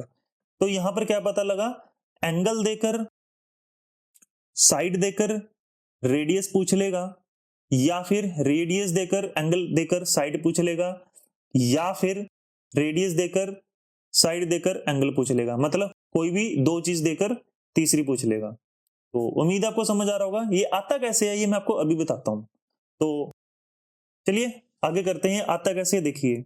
ये है एंगल ए। आपको मैंने अभी बताया था सर्कम सेंटर में सामने वाला जो एंगल क्या होता है, ट्वाइस ऑफ ए, यानी कि दो गुना होगा इसका। अब ये बताइए जरा, जो एसडी है ये मीडियन भी है और परपेंडिकुलर भी है, यानी ये एक साइड परपेंडिकुलर बाइसेक्टर है। इसलिए ये जो लाइन है इस पूरे के पूरे एंगल को यानी कि BSC को दो बराबर बराबर हिस्सों में बांटेगा, इक्वल एंगल बनाएगा यहां पे। तो इसी वजह से यहां पर ये वाला एंगल कितना हो जाएगा, एंगल ए, और ये वाला एंगल कितना हो जाएगा, एंगल ए। सिंपल एंगल हो जाएगा ये वाला। उम्मीद आपको समझ आ रहा होगा ये। तो मैं दोबारा से बता देता हूं, देखो ये क्या है, ये है एंगल ए, और ये वाला सामने वाला कितना हो जाएगा, ये हो जाएगा एंगल ए का दो गुना। और ये क्या है, साइड परपेंडिकुलर बाइसेक्टर है, तो इसलिए ये भी एंगल ए हो जाएगा और ये भी एंगल ए हो जाएगा। तो हम यहां पर देखेंगे, किसी भी एक ट्रायंगल को देख लेंगे, जैसे हम देख लेते हैं एंगल SDC में। ये देखिए ए के सामने वाली साइड क्या है, स्मॉल ए। अब ये क्योंकि दो बराबर बराबर हिस्सों में बटी हुई है लाइन, इसी वजह से ये कितना हो जाएगा, a बटा 2। और यहां पर बताइए SC क्या चीज है, SC क्या चीज है, SC यहां पर है रेडियस, ये है रेडियस। रेडियस को मैं R नाम दे देता हूं ताकि समझना आसान हो जाए। ठीक, ये है रेडियस यानी R। अब यहां पर आप मुझे बताइए साइन A कैसे निकाल लेंगे। साइन A निकालने से पहले अपने को यह पता होना चाहिए साइन थीटा कैसे निकालते हैं। ये निकालते हैं परपेंडिकुलर बटा बटा हाइपोटेनस। अब यहां पर साइन ए कौन सा होगा, यहां पर साइन ए में हाइपोटेनस कौन सा होगा। आपको कहोगे सर हाइपोटेनस तो बहुत आसान है, यहां पर तो आर दिया हुआ है, रेडियस यानी हाइपोटेनस तो आसान है। पर यहां पर परपेंडिकुलर कौन सा होगा, परपेंडिकुलर होता है एंगल के सामने वाला यानी कि a बटा 2। परपेंडिकुलर कौन सा होता है, एंगल के सामने वाला ही होता है। ठीक है, ये वाला एंगल ए था, एंगल ए के सामने वाली साइड कौन सी है, a बटा 2। तो इसको हम और सोल्व करते हैं, साइन ए इक्वल टू ए बटा ट्वाइस ऑफ आर, यानी साइन ए कितना हो जाएगा, a बटा 2r। तो यहां पर 2r उधर चला जाएगा तो a बटा कितना आ जाएगा, साइन a। और यही अपने को प्रूव करना था और यही अपने को चाहिए था। ये आता कैसे है, तो उम्मीद है आपको पता लग गया होगा कि ये आता कैसे है। ठीक है ना। तो चलिए अब हम आगे करते हैं, क्योंकि जो भी मैंने 2 पॉइंट बनाए कौन से 2 पॉइंट बनाए थे, एक ये वाला कि 2 साइड और बीच का कोण देगा तो एरिया कैसे निकालेंगे, और दूसरा साइन का रूल क्या होता है और ये आता कैसे है, ये मैंने आपको 2 चीजें बताई हैं अभी, और इन दोनों का इस्तेमाल अगले वाले पॉइंट में होगा, इसलिए आपने अच्छे से समझना है कि आता कैसे है। और एक बात और है कि मैं आपको ये बता रहा हूं कि आता कैसे है, ये पेपर में नहीं पूछेगा कि ये आया कैसे, बस मैं आपको ये बता रहा हूं कि ये आता कैसे, इससे फायदा क्या मिलेगा, इससे अपने को ये फायदा मिलेगा कि आपका कॉन्सेप्ट बहुत अच्छा हो जाएगा, आपका कॉन्सेप्ट बहुत पक्का हो जाएगा, आपको ये चीजें निकालनी नहीं पड़ेंगी, अपने आप ही याद हो जाएंगी, क्योंकि निकालना तो अपने को आता ही है कि कैसे निकाल रहे हैं। क्वेश्चन में थोड़ा सा भी चेंज कर लेगा तो आप बहुत ही अच्छे तरीके से ये निकाल पाओगे कि भाई क्वेश्चन को सोल्व कैसे करना है। समझ आ रहा ना मेरी बात? तो चलिए अब हम आगे करते हैं, यानी फॉर्मूले याद करने की जरूरत नहीं पड़ेगी आपको, अपने आप ही याद हो जाएगा। तो एक क्वेश्चन करेंगे छोटा सा, फिर आगे हम बताते हैं कैसे करेंगे। Find radius of circum centre if angle A is 30 degree and BC कितना है 4। देखिए एंगल ए कितना है 30 डिग्री और बीसी कितना हो जाएगा, यहाँ पर बीसी हो जाएगा 4। तो मैंने अभी आपको बताया ए बटा sine A equal to twice of R, clear है। यहाँ पर रेडियस तो पूछा हुआ है यहाँ पे, तो ए कितना दिया हुआ है 4, यहाँ पर साइन ए कितना हुआ है sine 30 degree equal to twice of R. तो बताइए साइन 30 डिग्री कितना होता है 1/2, तो यहां पर 2 से 2 कट गया तो रेडियस कितना आ जाएगा 4, और यही अपना आंसर है। ठीक, उम्मीद है आपको समझ आ गया होगा, ये छोटी सी कैलकुलेशन थी बस, कुछ भी नहीं है, क्योंकि ये नीचे वाला 2 ऊपर जाके गुना हो जाएगा और 2 से 2 कट जाएगा तो अपना आंसर आ जाएगा 4। तो चलिए अब हम आगे करते हैं पॉइंट नंबर 7। तो पॉइंट नंबर 7 में क्या है, पॉइंट नंबर 7 में यह है कि भाई रेडियस ऑफ सर्कल पूछ रहा है जब त्रिभुज की तीनों साइड दी जाएगी। तो देखिए रेडियस कौन सा होगा, यहाँ पर ये हो जाएगा एस ए, ये भी रेडियस है, एस सी ये भी रेडियस है, और ये एस बी ये भी रेडियस है। तो तीनों ही रेडियस है, तो रेडियस निकालेंगे कैसे, अगर त्रिभुज की कोई भी 3 साइडें दी जाएंगी तो। ठीक, तो इसके सामने वाली साइड ए, बी के सामने वाली साइड स्मॉल बी, सी के सामने वाली साइड स्मॉल सी, इस तरीके से मैं आपको बता रहा हूं। तो देखिए जरा कैसे है, हम किसी भी एक एंगल को ले लेते हैं, यहां पर हम ले लेते हैं एंगल ए को। तो बताइए एरिया ऑफ ट्रायंगल कैसे निकाल लेंगे जब 2 साइड दी जा रही है। कौन सी साइड ले ली अपन ने ले ली एंगल ए वाली। तो बताइए एरिया कैसे निकालते हैं, एरिया अपन निकालते हैं 1/2, जो साइड दी जा रही है वो अपन ने ये दोनों साइड ली थी, सी गुना बी गुना क्या आएगा साइन ए। उम्मीद है आपको समझ आ रहा होगा, ये मैंने आपको पहले बताया था, अभी थोड़ी देर पहले पॉइंट में मैंने आपको बताया था कि कैसे निकलता है।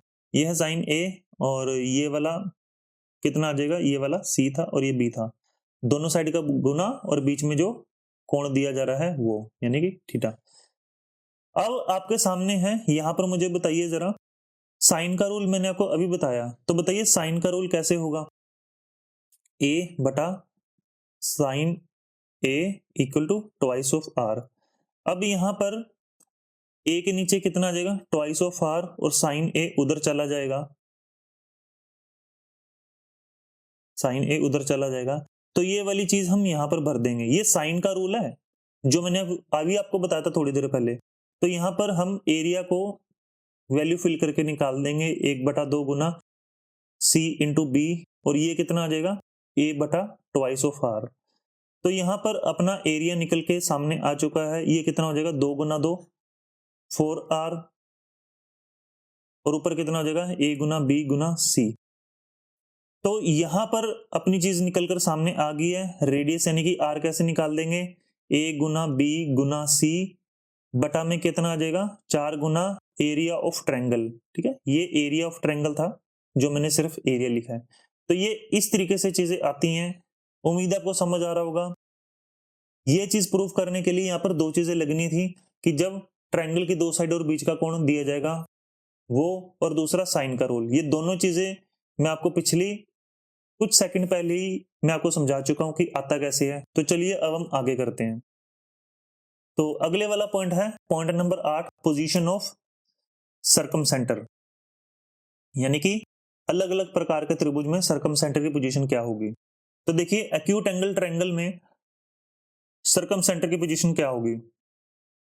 अभी हम इतनी देर से ये तो पढ़ते चले जा रहे थे। एक्यूट एंगल ट्रायंगल में सरकम सेंटर की पोजीशन कहाँ होगी?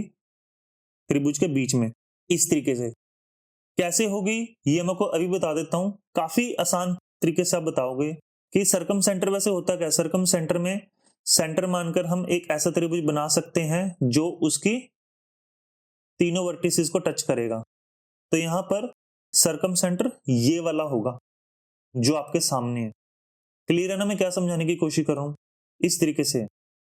तो आगे हम करते हैं पॉइंट नंबर बी, यानी राइट एंगल ट्रायंगल। ये सबसे ज्यादा इंपॉर्टेंट पॉइंट है। इससे रिलेटेड अनंत आए हुए हैं, इनफाइनाइट क्वेश्चन आए हुए हैं। सबसे ज्यादा इंपॉर्टेंट पॉइंट है ये वाला, तो अपने को ध्यान होना चाहिए। राइट एंगल ट्रायंगल में सरकम सेंटर कहां बनेगा? हाइपोटेनस के मिड पॉइंट पर। हाइपोटेनस के मिड पॉइंट पर। बहुत ही ज्यादा इंपॉर्टेंट पॉइंट है। सबसे ज्यादा क्वेश्चन इसी में पूछे जाते हैं, तो ध्यान रखना। आता कैसे है, होता कैसे, ये देखिए जरा ध्यान से। ये एक राइट एंगल ट्रायंगल बना दिया, इसका नाम दे दिया ए, इसका नाम दे दिया बी, इसका नाम दे दिया सी, और ये हाइपोटेनस है। तो हाइपोटेनस का मिड पॉइंट क्या हो जाएगा? हाइपोटेनस का मिड पॉइंट अपन ने ये वाला ले लिया, बी बी डी। तो मिड पॉइंट हो जाएगा डी। तो ये ही अपना सरकम सेंटर है। ये कैसे होता है? ये इस तरीके से होता है। यहां पर 2-3 पॉइंट और होते हैं। किस तरह से होगा देखिए जरा ध्यान से। ये मैंने एक डायामीटर खींच दिया, क्लियर है ना? तो ये वाला भी रेडियस है, ये वाला भी रेडियस है। अब यहां से एक और रेडियस खींचूंगा मैं इस तरीके से। तो आप सबसे पहले मुझे बताइए, ये तीनों की लेंथ सेम होगी? आप कहोगे सर बिल्कुल सेम होगी। यहां पर कैसे? यहां पर एडी उतना ही होगा जितना डीबी है, और डीबी उतना ही होगा यहां पर जितना डीसी है। क्लियर है? क्यों होगा ऐसा? क्योंकि ये सारे रेडियस है, इस वजह से। अब यहां पर एक ध्यान देना, जब हम इस लाइन को इस तरीके से बना देंगे, इस तरीके से बना देंगे, तो ये एक 90 डिग्री का कोण बन जाएगा। ये एक 90 डिग्री का कोण बन जाएगा, यानी एंगल सी कितना हो जाएगा? 90 डिग्री का हो जाएगा। तो यहां पर दो पॉइंट बनेंगे। पहला, व्यास द्वारा परिधि पर बना हुआ कोण 90 डिग्री होता है। व्यास द्वारा परिधि पर बना हुआ कोण 90 डिग्री होता है। यहां पर व्यास क्या चीज है? यहां पर ए बी है। व्यास को इंग्लिश में डायामीटर बोलते हैं और हिंदी में व्यास बोला जाता है। तो उम्मीद आपको पता लग रहा हो मैं क्या बता रहा हूं। व्यास द्वारा परिधि पर बनाया गया कोण 90 डिग्री होता है। और ये देखिए, ये एक राइट एंगल है, तो जिसका ये परपेंडिकुलर है, जिसका ये सीबी बेस है। तो बेसिकली ये ए बी क्या चीज हो गई है? ए बी हाइपोटेनस हो गया, और ये हाइपोटेनस का मिड पॉइंट है, इस वजह से। तो यहां पर दो पॉइंट निकलेंगे। व्यास द्वारा परिधि पर बनाया कोण 90 डिग्री होता है। दूसरा, किसी रेखा पर उसके मिड पॉइंट से अगर उतनी ही दूरी की कोई लाइन खींचें, तो उस पर बनने वाला कोण हमेशा 90 डिग्री होगा। यानी कि ये 1 है, ये 1 है, तो ये 1 है, तो इस पर बनने वाला कोण हमेशा 90 डिग्री होगा, ये इस तरीके से। तो चलिए अब हम आगे करते हैं। मैं फिर बता रहा हूँ, राइट एंगल सबसे ज्यादा इंपॉर्टेंट है। तो क्या लिखा हुआ है? एक सर्कल में व्यास द्वारा परिधि पर बनाया हुआ कोण 90 डिग्री होता है। देखिए जरा किस तरीके से है ये एक सर्कल मैंने बना दिया, इसमें ये एक डायमीटर बना दिया, जिसे मैं व्यास बोलता हूं हिंदी में, इंग्लिश में डायमीटर बोलते हैं। तो देखिए जरा कैसे है। यहां पर व्यास द्वारा परिधि पर, और परिधि पर कहीं भी बन सकता है, जरूरी नहीं कि ये मिड पॉइंट पर ही बने, कहीं पर भी बन सकता है। बस ये ए और बी से ही होनी चाहिए। यानी जो भी एंगल होगा ना, ये ए और बी से ही होनी चाहिए। मतलब ए से शुरू बी पे खत्म, या बी से शुरू ए पे खत्म। ये कहीं पर ही हो सकता है, ये 90 डिग्री ही होगा। ठीक है, ये ऐसे करके भी हो सकता है, ये 90 डिग्री ही होगा। ठीक है, ये कहीं भी हो सकता है। कहने का मतलब है ये 90 डिग्री होगा। ये नीचे भी हो सकता है, क्योंकि है तो ये चीजें सेम ही। ठीक है, ये कैसे भी हो सकता है, ये 90 डिग्री होगा। इसे व्यास द्वारा परिधि पर बनाया गया कोण 90 डिग्री बोलते हैं। तो पहला पॉइंट ये है। तो उम्मीद आपको समझ आ रहा होगा। दूसरा पॉइंट क्या है? यहीं से निकलकर सामने आ रहा है। कैसे? देखिए, यदि हम किसी भी सीधी रेखा के मध्य बिंदु से अगर बराबर बराबर रेखा खींचें, तो वो बना कोण हमेशा राइट एंगल होगा। किस तरीके से होगा? देखिए, यहां पर जो मैंने अभी आपके सामने लाइन बनाई है, तो ये किस तरीके से है, आपने वो पिछली लाइन पढ़ी होगी, देखिए कैसे है। ये क्या चीज है, ये है रेडियस एस बी, है ना। एस बी क्या चीज है, एस बी रेडियस है। एस ए क्या चीज है, एस ए भी रेडियस है। अब यहां से देखिए पॉइंट से अगर मैं सर्कम सेंटर की तरफ बनाऊं तो ये भी तो रेडियस होगा ना, ये वाला भी रेडियस है, ये वाला भी रेडियस है, ये वाला भी रेडियस है और ये वाला भी रेडियस है। मतलब रेडियस कितना भी ले लो, सेंटर से डायमीटर पर कहीं पर भी बना लो, ये सारे रेडियस ही होते हैं, है ना। ये सेंटर है तो ये रेडियस ही होंगे, सबकी लंबाई बराबर बराबर होगी। इसी वजह से यहां पर क्या लिखा हुआ, एक सीधी रेखा के मिड पॉइंट से अगर उतनी ही दूरी, ठीक, मैं कोई भी लंबाई खींचूं, जरूरी नहीं कि परपेंडिकुलर हो, ये कोई भी हो सकता है, परपेंडिकुलर होना जरूरी नहीं है। तो यहां पर बनने वाला कोण हमेशा 90 डिग्री होगा, इस तरीके से। मेरी बात समझ आ रही है ना मैं क्या बता रहा हूं, यानी कि ये 90 डिग्री होगा, ए बी सी, यानी कि एंगल ए बी सी ये 90 डिग्री होगा, ये वाला। मैं फिर बता रहा हूं, ये सबसे ज्यादा पूछा जाने वाला क्वेश्चन है। एक लाइन खींची मैंने और उतनी ही मैंने दूरी खींच ली इस तरीके से, तो ये वाला कोण कितना हो जाएगा, 90 डिग्री। ये जरूरी नहीं कि परपेंडिकुलर हो, ये इस तरीके से भी हो सकती है, देखिए, ठीक, ऐसे करके भी हो सकती है। तो ये 90 डिग्री होगा। यहां पर क्या था, यहां पर तीनों लंबाइयां सेम सेम है। तो उम्मीद आपको समझ आ रहा होगा, यहां पर क्वेश्चन बहुत सारे बनते हैं और ये इस तरीके से चीज बनेगी। क्लियर। तो चलिए अब हम आगे करते हैं। ऑब्ट्यूस एंगल ट्रायंगल, तीसरा पॉइंट है, ऑब्ट्यूस एंगल ट्रायंगल में सर्कम सेंटर की पोजीशन कहां बनेगी, ये ट्रायंगल से बाहर बनती है, ठीक है, ये ट्रायंगल से बाहर बनती है। कैसे ट्रायंगल से बाहर बनेगी, आपको डायग्राम देकर ही पता लग जाएगा। ये है सर्कम सेंटर, तो ये ट्रायंगल से बाहर बनेगी, ये इस तरीके से। किस तरीके से बनेगी, इस तरीके से बनेगी, देखिए जरा ध्यान से। ये मैंने एक सर्कल बना दिया, ये है इस सर्कल का सेंटर, और यहां से मैं ऑब्ट्यूस एंगल ट्रायंगल बना रहा हूं, देखो ये हमेशा ऑब्ट्यूस बनेगा इस तरीके से। तो ये ऐसे है। उम्मीद आपको समझ आ रहा होगा। ये मैं नाम दे देता हूं ताकि आपको अच्छे से समझ आ जाए। ये है, ये है ए, ये वाला हो जाएगा बी और ये वाला हो जाएगा सी, और ये सर्कम सेंटर है। ये वाली जो डायग्राम है मैंने उठाकर यहां पर फिट कर दी ताकि आपको अच्छे से समझ आए कि ये होता क्या है। उम्मीद है आपको समझ आ रहा होगा। एक छोटा सा क्वेश्चन है, देखिए कैसे। राइट एंगल ट्रायंगल में मीडियन बीडी की लंबाई ज्ञात करें यदि ए बी 3 और बीसी 4 है। तो बताइए ए बी 3 है बीसी 4 है, तो एसी कितना हो जाएगा, आपको बताओगे सर काफी ज्यादा आसान है, 3 का स्क्वायर प्लस 4 का स्क्वायर।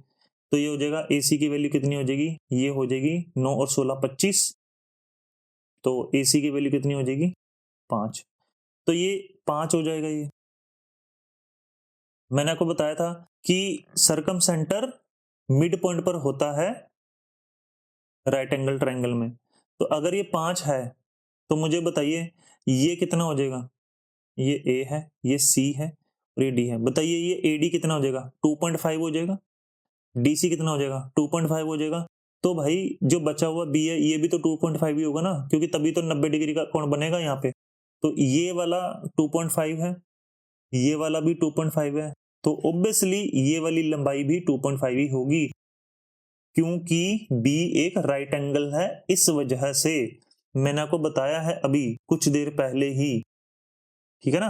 तो उम्मीद आपको समझ आ रहा होगा। ये इस तरीके से आती है। ये देखो, ये डायामीटर है, ये इस तरीके से है, ये 2.5 है, ये 2.5 है, तो ये वाला भी 2.5 हो जाएगा। क्यों हो जाएगा, क्योंकि तीनों रेडियस है, इस वजह से। एडी रेडियस है, डीसी रेडियस है और बीडी भी रेडियस है, इस वजह से। Radius radius radius. तो उम्मीद आपको समझ आ रहा होगा ये। चलो अब हम आगे करते हैं।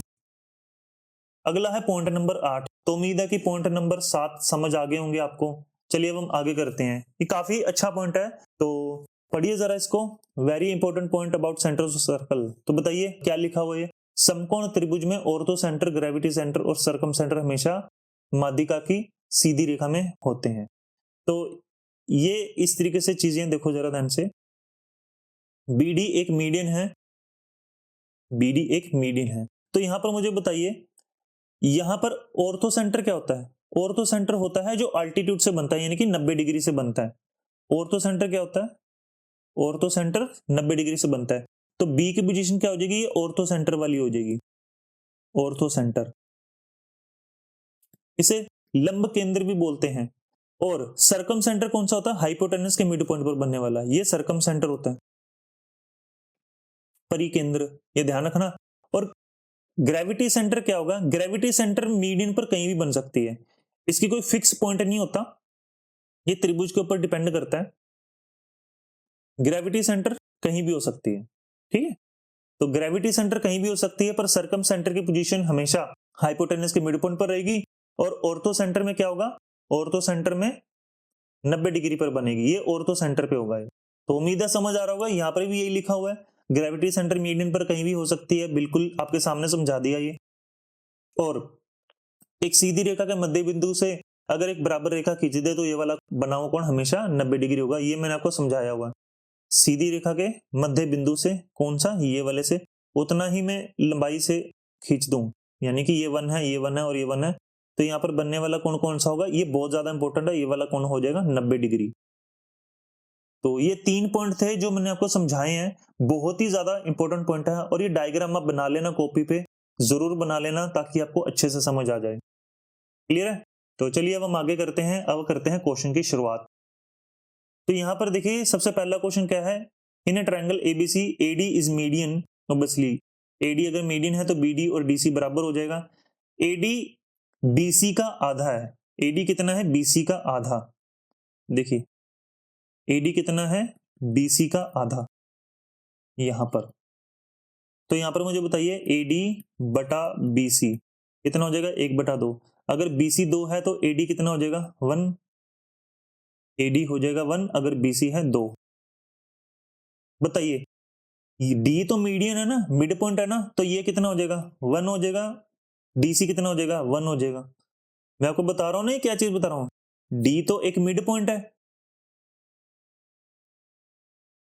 डी तो एक मिड पॉइंट है, इसलिए अगर बी सी है ना, बी सी अगर 2 है तो बीडी कितना हो जाएगा? बीडी उतना ही हो जाएगा जितना डीसी है, यानी कि 1। अब यहां पर आपके सामने चीजें समझ आ गई होंगी कि एक रेखा के मिड पॉइंट से अगर बराबर लंबाई की अगर एक और लाइन खींचूं तो उस पर बनने वाला कोण 90 डिग्री होगा। इसलिए यहां पर क्या है? बीडी उतनी ही है जितनी डीसी है, और डीसी जितनी उतनी एडी, क्योंकि तीनों ही बराबर है 1 1 1। तो एंगल ए कितना हो जाएगा? 90 डिग्री। काफी इंपॉर्टेंट पॉइंट है, 90 degree is the right answer, यही अपने इस प्रश्न का आंसर है। तो उम्मीद है आपको समझ आ रहा होगा। अगर कम समझ आया तो इस वीडियो को दोबारा से बैक करके देखना, आपको और समझ आ जाएगा। दूसरा पॉइंट क्या था? देखिए दूसरे वाला क्वेश्चन है, इन डायग्राम बीडी एडी और डीसी बराबर है। बीडी एडी और डीसी बराबर है, ठीक है। बी एडी 60 है, तो सी बताइए। एक चीज और बताइए जरा, मैंने आपको बताया था त्रिभुज में अगर 2 साइडें बराबर हों तो उसके सामने वाले एंगल भी बराबर होते हैं। क्लियर? यहां पर देखिए डी, बी और ए, यहां पर एडी उतनी ही है जितनी बीडी है। अगर एंगल ए यहां पर 60 है तो भाई एंगल बी भी तो 60 होगा। उम्मीद आपको समझ आ रहा होगा ये वाली चीज मैं क्या बता रहा हूं, ठीक है। एडी बराबर है ना बीडी के, तो अगर एंगल ए 60 है ये वाला, तो एंगल बी भी तो 60 हुआ, क्योंकि ये एक आइसोसेलेस ट्रायंगल बन गया। और दूसरा मैंने आपको पॉइंट बताया था कि अगर एक सीधी रेखा के मिड पॉइंट से अगर कोई लाइन खींचे तो उस पर बनने वाला कोण कौन सा होता है? हमेशा 90 डिग्री होता है। तो ये पूरा का पूरा जो एंगल है ये एक 90 डिग्री हो जाएगा। इस वजह से ये बचा हुआ कोण कितना हो जाएगा? 30 डिग्री हो जाएगा। तो अब यहां पर अपने को पता लग गया कि त्रिभुज की 3 साइड में से 2 साइड दी हुई है, तीसरी निकालनी बड़ी आसान है। Angle B plus angle A plus angle C equal to 180 degree, क्योंकि त्रिभुज की तीनों साइडों का टोटल 180 डिग्री होता है। क्यों होता है ये मैंने आपको ट्रायंगल की वीडियो में बताया है। यह है 60, तो एंगल ए कितना हो जाएगा बताइए? 60 प्लस 30 90 प्लस एंगल सी कितना हो जाएगा? 180। तो यहां पर अपने को सोल्व करना पड़ेगा। 60 और 60 120, 120 और 30 150। तो एंगल सी कितना हो जाएगा? 180 माइनस 150 यानी कि 30 degree is the right answer. तो उम्मीद है आपको समझ आ रहा होगा, ये काफी आसान था। एंगल बी है 60, एंगल ए है 90, तो भाई तीसरा एंगल कितना हो जाएगा, ये तो बड़ा आसान से निकाल लोगे ना 130 से, तो काफी आसान है। तो चलिए अब हम आगे करते हैं। तीसरा क्वेश्चन है, in a triangle ABC G is the gravity centre and A G equal to BC. यहां पर क्या लिखा हुआ है, A G equal to BC है और जी एक ग्रेविटी सेंटर है। आपको मैंने बताया था ग्रेविटी सेंटर किससे बनता है, ग्रेविटी सेंटर बनता है मीडियन से, और मीडियन ग्रेविटी सेंटर को 2:1 में बांटती है। तो चलो अब हम करते हैं जरा कैसे लिखा हुआ है।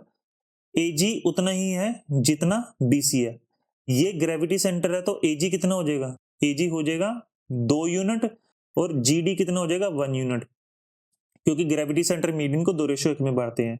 अब एजी अगर 2 है तो बीसी भी 2 हुआ, बीसी भी 2 हुआ, पर क्योंकि ग्रेविटी सेंटर मीडियन से बनती है तो अगर बीसी 2 है, डी एक मिड पॉइंट है, तो बीडी कितना हो जाएगा 1 और डीसी कितना हो जाएगा 1। तो यहां पर क्या पूछ रहा था, बीजीसी कितना है, एंगल बी जी सी कितना है। अब मैंने आपको ये चीज बता दी है, अभी मैंने कितनी बारी बताई है कि एक रेखा के मध्य बिंदु से अगर कोई लाइन खींचे तो उस पर बना हुआ कोण हमेशा 90 डिग्री होता है। तो ये कितना हो जाएगा बी, ये कितना था, ये था सी, ये था डी और ये वाला था जी। अब बताइए ये वाला भी 1 है, ये वाला भी 1 है और ये वाला भी 1 है, तो भाई एंगल जी कितना हो जाएगा 90 डिग्री तो होगा ना, इसलिए एंगल बी जी सी कितना हो जाएगा 90 डिग्री, और यही अपना आंसर है, यही अपना आंसर है 90 डिग्री। तो ये एक अच्छा क्वेश्चन था। तो चलो अब हम आगे करते हैं। चौथा वाला क्वेश्चन है, in a triangle ABC G is the gravity centre and the find sum of X plus Y in the given diagram. मेरे क्वेश्चन करवाने से पहले आपको वीडियो पॉज करके क्वेश्चन खुद करने चाहिए, तभी समझने का फायदा, अदरवाइज कोई फायदा नहीं है, आपको कोई मजा नहीं आएगा करने का, क्योंकि फिर ये वीडियो खत्म करने वाली बात हो जाएगी। तो वीडियो खत्म करने से अच्छा सीधा वीडियो बंद ही कर देना। पर अगर आप चाहते हो कि नहीं पेपर पास करना है और कॉन्सेप्ट सारे सीखने हैं, तो भाई एक बारी क्लास की तरह पढ़ो, क्योंकि ये क्लास है आपके लिए, ठीक है। एक अच्छे स्टूडेंट की तरह पढ़ने की कोशिश करो और आपको ये चीजें सारी समझ आ जाएंगी। और अगर आप सीधा ये वीडियो देख रहे हो तो मैं फिर बता रहा हूं आपको क्लास नंबर 1 से पढ़ना चाहिए। चलो क्वेश्चन करते हैं। क्या लिखा था, एक्स प्लस वाई का टोटल बताइए। अच्छा बताइए, ये तो पूरा का पूरा टोटल हो गया ना, एक ट्रायंगल हो गया ना, ये वाला ट्रायंगल बी जी सी में, क्लियर है। यहां पर angle B plus angle G, ये वाला एंगल, और एंगल सी, यहां पर कितना हो जाएगा 180 डिग्री। एंगल बी कितना है एक्स, एंगल जी कौन सा है, ये वाला एंगल, ये वाला एंगल बीजीसी की बात कर रहा हूं मैं, शॉर्टकट मैंने लिख दिया यहाँ पर, कितना एक्स प्लस वाई, और एंगल सी कितना होता है वाई, और ये 180 डिग्री के बराबर है। तो यहाँ पर कितना हो जाएगा 2x plus 2y equal to 180 degree. यहाँ पर 2 कॉमन हो जाएगा, x plus y equal to 180 degree, और 2 180 से भाग हो जाएगा तो कितना हो जाएगा 90 डिग्री, और यही अपना आंसर है। तो उम्मीद है आपको समझ आ रहा होगा, ये काफी अच्छा क्वेश्चन है। तो दोबारा से देखो अगर ना समझ आ रहा हो तो। चलिए अब हम अगला करते हैं, और ये लास्ट क्वेश्चन है, बड़ा ही अच्छा क्वेश्चन है, एक बार वीडियो पॉज करके खुद करने की कोशिश करना। तो चलिए मैं आपको बताता हूं, अगर आपने ये वीडियो पॉज करके नहीं करा तो गलत बात है मेरे भाई। एक समद्विबाहु त्रिभुज एबीसी में A B equal to B C है। तो मैं डायग्राम बनाता हूं आपके लिए थोड़ा सा। ये हो जाएगा एंगल ए, ये हो जाएगा एंगल बी, ये हो जाएगा एंगल सी। बी ए को डी तक बढ़ाया जाए, तो उससे पहले क्या लिखा था, ए बी उतना ही है जितना ए सी है, बी ए को डी तक बढ़ाया जाए, चलो मैंने डी तक ले लिया यहाँ पे, और जो ए बी के बराबर हो। अच्छा, जितना ए बी है उतना ही ए डी है, क्योंकि ये लिखा हुआ ना, ये B is produce to D which is equal to A B, अगर आप इंग्लिश में पढ़ रहे हो तो। चलो मैंने इसको यहां से मिला दिया। तो आप यहां से बताइए जरा, एंगल सी ज्ञात करें। एंगल सी कितना हो जाएगा, तो 90 डिग्री हो जाएगा, साफ साफ नजर आ रहा है। कैसे, आप देखिए जरा ध्यान से, ये वाला ले लेते हैं, ठीक। तो ये कितना हो जाएगा, ये हो जाएगा बी, ये हो जाएगा डी, और ये हो जाएगा सी, और ये वाला कितना था ये वाला था ए। तो जितना ए बी है उतना ए डी है और उतना ही ए सी है, क्योंकि दिया गया। तो यहां पर मैंने आपको बताया, अभी थोड़ी देर पहले मैंने बताया था कि भाई अगर एक लाइन के मिड पॉइंट से उतनी ही लंबाई की अगर सेम रेखा खींची जाए तो उस पर बना हुआ कोण 90 डिग्री होगा। तो यहाँ पर एंगल सी कितना हो जाएगा, 90 डिग्री। तो ये हो जाएगा 90 डिग्री। तो उम्मीद है आपको समझ आ रहा होगा, ये काफी आसान क्वेश्चन था ये वाला। तो ये हो गया आपका सरकम सेंटर खत्म। तो उम्मीद आपको समझ आ रहा होगा। तो चलिए आज की क्लास खत्म करते हैं। अगली क्लास में मैं आपको ऑर्थो सेंटर पढ़ाऊंगा। तो अगर आपको मेरी क्लास अच्छी लगे तो लाइक कर देना वीडियो को, कमेंट कर देना अच्छा सा, जो भी आपको रियल कमेंट लगे, जो भी आपका मन करे कि सर ये वाली चीज अच्छी है, बुरी है, या कोई इम्प्रूवमेंट नजर आए, कोई इम्प्रूवमेंट नजर आए, तो आप कमेंट जरूर करना। या कोई स्पेशल चैप्टर पढ़ना तो भी आप कमेंट में करना, यानी कमेंट आप जरूर करना। और अपने चैनल को सब्सक्राइब जरूर कर लेना। और अगर आपने मेरी बुक परचेज करनी हो तो आप कर सकते हो, बहुत ही बढ़िया और शानदार बुक है। इससे ऊपर के अरिथमेटिक के क्वेश्चन आपको कहीं नहीं मिलेंगे, ये मैं 100% गारंटी के साथ दे रहा हूँ। यानी कि बहुत ही शानदार बुक है। तो चाहो तो आप परचेज कर सकते हो मेरे नंबर पे कॉल करके या व्हाट्सएप से मैसेज करके। और अगर आपने मेरी ऑफलाइन या ऑनलाइन क्लास को ज्वाइन करना है तो आप मुझे मैसेज कर सकते हो। ये मेरा पर्सनल मोबाइल नंबर है। यानी अगर आपने मेरी क्लास से जुड़ना है, कोई इंक्वायरी है, तो आप मुझे इस नंबर पर कॉल कर देना या व्हाट्सएप कर देना। आप हमारे कोर्स में एनरोल कर सकते हो। ठीक, तो तब तक के लिए इतना ही। आपका दिन शुभ रहे। धन्यवाद।